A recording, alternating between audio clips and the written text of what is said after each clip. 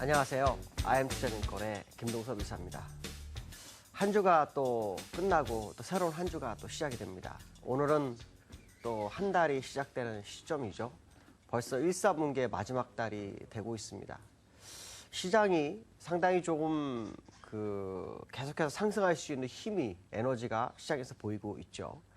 지난주 금요일에는 미국장이 소폭 상승해서 끝나는 모습이었는데, 그 시점에서 되게 중요했던 것 중에 하나는 시퀘스터가 백악관과 공화당 간의 협상이 어떻게 되느냐에 대한 부분이었었는데, 아무 문제 없이 지나갔죠. 문제는 협상은 결렬이 됐는데 시장에서는 이것을 악재로 받아들이지 않는 공포탄으로 받아들였다라고 보시면 될 것 같습니다.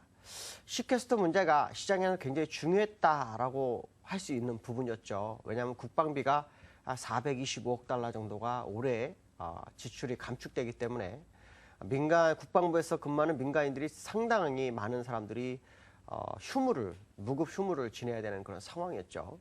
근데 이 부분이 절충안이 없이 그냥 끝나는 상황이 발생했는데, 그런데도 불구하고 시장은 무덤덤한 모습을 보였습니다. 이 얘기는 뭐냐면 시퀘스터가 시장에는 영향을 주지 않을 것이다 라는 생각을 많은 투자가를 했다라고 봐야 되겠죠. 시장에서는 이제 시퀘스터보다는 정부 예산안에 맞춰질 것 같습니다. 정부 예산안이 어떻게 진행이 될지, 만약에 정부 예산안이 이달 안에 해결되지 못하면 정부 폐쇄가 되죠. 근데 이런 문제는 거의 없을 확률이 높다라고 보시면 맞지 않을까 이렇게 판단하고 있습니다. 특히 지난주에는 벤 버넌 기장이 하원, 상원, 또 샌프란시스코 연설에서 양적 완화의 지속을 계속해서 지지하고 있고, 만약에 시장에 문제가 된다면 추가적인 양적 완화를 시사하는 발언까지도 나왔죠. 여기서 추가적인 양적 완화가 도대체 뭘까라는 생각을 시장에서 많이 하고 있는데, 이건 정해져 있습니다. 기존의 돈을 더 푸는 것이 아니라 기존에 풀었던 돈을 시장에서 돌게끔 유도하는 아마 정책을 펼 확률이 굉장히 높다고 봐야 되겠죠.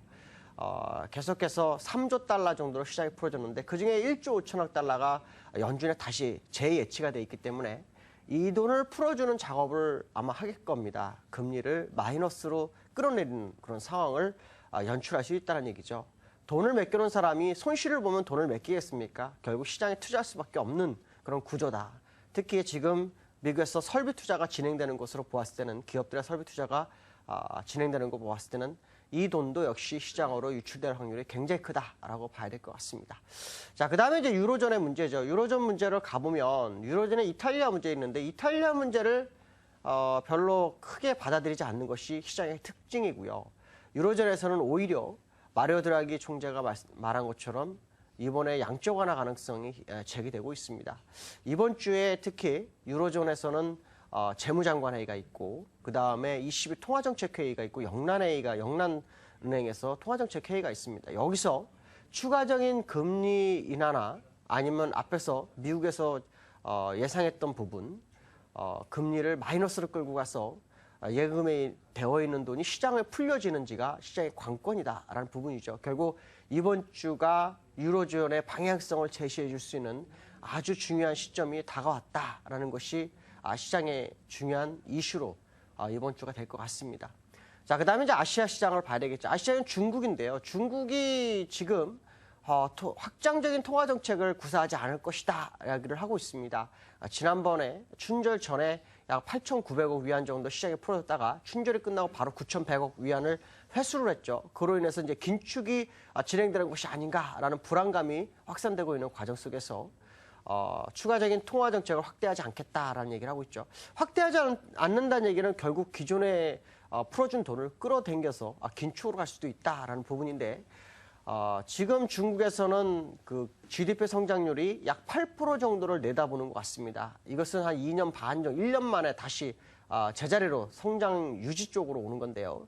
만약에 중국의 8% 성장 유지가 진행된다면 여기에 대한 기대심이 상당히 클 수 있습니다. 특히 중국 양회가 3일부터 진행이 됐죠. 여기서 지난번에 확정지었던 내용들, 경제 기획안들이 이번에 확정되는지를 확인하셔야 될 것 같고, 그러면서 중국의 방향성도 이번 주에 상당히 중요할 것 같습니다.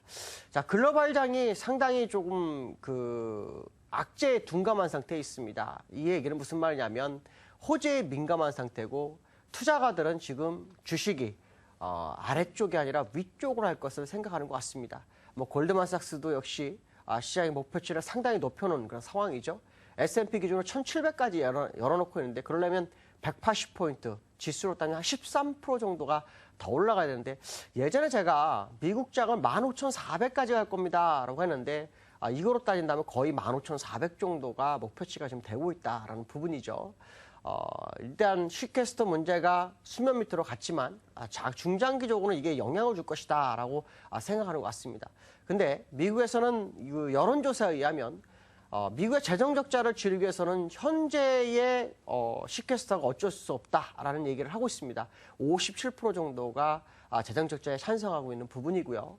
자, 그 얘기는 무슨 말이냐면 슈캐스터를 시장의 투자가들은 크게 의미를 부여하지 않고 있다라는 것을 시장이 알려주고 있습니다. 그것은 이번 주에 아시아 시장이 그동안 슈캐스터로 인해서 추가적 상승에 부담을 갖고 있었는데 이제 상승으로 갈 수 있는 아주 좋은 기회를 마주할 수 있다라고 생각을 해야 될 것 같고요. 자, 그다음에 이제 일본을 한번 봐야 되겠는데 일본은 이제 구로다가 BOJ 총재로 지명됐죠.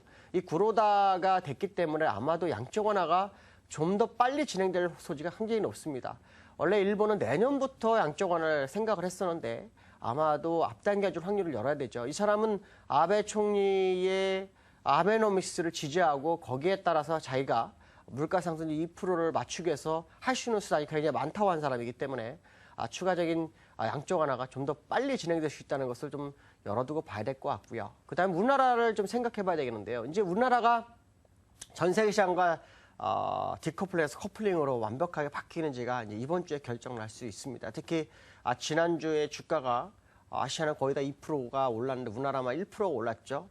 그러면서 며칠 전에 고점 부분에다 갖다 놓고 끝나는 모습이었는데 그 지점을 오늘 이후에 돌파하는지가 되게 중요할 것 같습니다. 근데 그러나 시장에는 항상 불안한 요소가 있는 부분 또한도 생각을 해야 되겠죠. 시장에서 가장 중요한 것은 선물 세력이 되게 중요한 것 같습니다. 왜냐하면 현물은 작년 7월 27일부터 계속해서 매수를 진행해 왔기 때문에 일시적으로 눌린다 해도 추세적으로 상승하는 국면으로 갔다라는 거죠. 근데 선물은 중간에 흔들림이 굉장히 컸습니다. 근데 지난주에 선물 누적을 보니까 매도가 5천 개 정도가 됐죠. 그리고 그 전주에 지난주 월요일인가요? 그때부터 미결이 굉장히 많이 들었습니다. 미결이 굉장히 많이 들었는데 이게 이제 우리가 조금 의심을 해봐야 될 부분이죠. 이게 매수 묘기라면은 오히려 주가를 굉장히 많이 땡겨주는 그런 상황인데요. 이번에 쿼드러블이라면 선물이 롤오버가 되거나 미결이 줄어야 되는데 오히려 미결이 늘었다는 얘기죠. 물론 한 2주 정도 이번 주부터 미결이 주는 게 정상이지만 어쨌든 그 전주에 미결이 크게 느는 경우는 상당히 드물었습니다. 그래서 이번에 미결 늘어나는 것은 아마도 매수 타이밍이 아닌가라고 판단하고 있고 그 부분 이번 주부터 아마 진행될 확률을 좀 열어두고 보시는 게 좋을 것 같습니다.